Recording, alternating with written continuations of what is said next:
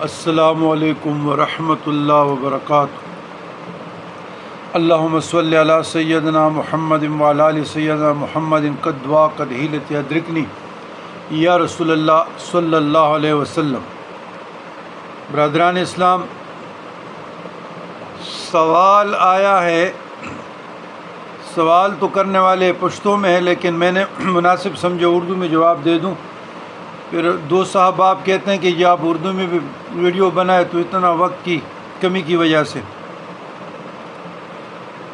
کہ ہمارے شہر کے غالباً پشاور کے ایک عالم دین ہے جو سلفی ہے، اہل حدیث ہے، اور وہ کہتے ہیں ان کا موقف یہ ہے کہ عورت پہ قربانی نہ فرض ہے نہ واجب ہے، بیان و توجہ۔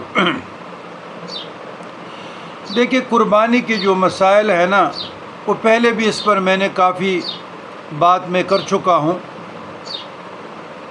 وہ مرد ہو یا عورت ہو، شریعت دونوں کے لیے یکساں کا حکم دیتا ہے۔ اب آپ نے سوال میں کہا اگر کسی عورت کے ساتھ 8 تولے 10 تولے سونا ہو تو پھر بھی اس پہ قربانی واجب نہیں، معاملہ ایسے نہیں ہے۔ مرد اور عورت کے لیے یکساں حکم ہے۔ 52.5 تولے چاندی اور 7.5 تولے سونا، اگر کسی کے ساتھ اس سے زیادہ ہو، یعنی 7.5 تولے سونے سے کم 3 تولہ سونا ہو اور اس کی ذاتی ملکیت ہو، اور 3 تولے کے سونے کے ساتھ اس خاتون کے ساتھ 10,000 20,000 30,000 40,000 50,000 روپے نقد رقم بھی آ جائے تو قربانی واجب ہوگی۔ یہ حنفیوں کی بات بتاتا ہوں۔ اور قربانی کا اگر مسئلہ دیکھا جائے تو پھر یہ نہ فرض ہے نہ واجب ہے، اور یہ ایک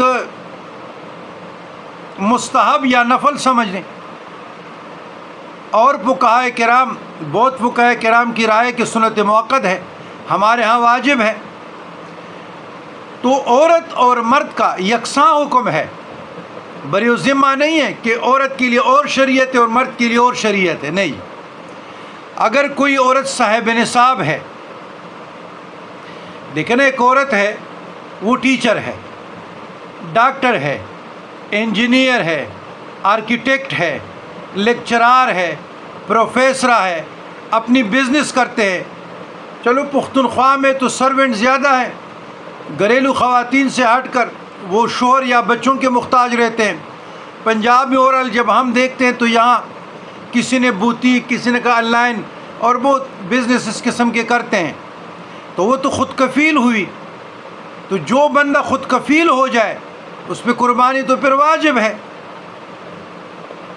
تو یاد رکھیے گا، وہ اپنے سونے سے بھی بیچ سکتی ہے کیونکہ وہ اس کی ملکیت ہے۔ اگر سونا کے ساتھ سونا مثلا 3 تولے بھی آ جائے اور اس کے ساتھ نقدی رقم آ گئی تو قربانی واجب ہوگی۔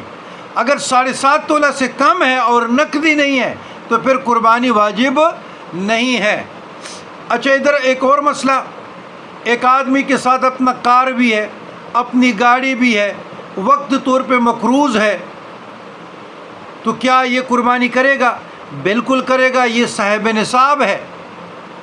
ایک آدمی کا معمولی مکان بھی آج کل 50 لاکھ سے کم نہیں ہے، معمولی گاڑی بھی جو ہے نا 20-22 لاکھ پہ یا 25 لاکھ سے کم نہیں ہے، تو وہ کسی سے ادھار لے کر قربانی کرے، بعد میں جس سے لیے ان کو لوٹا دے۔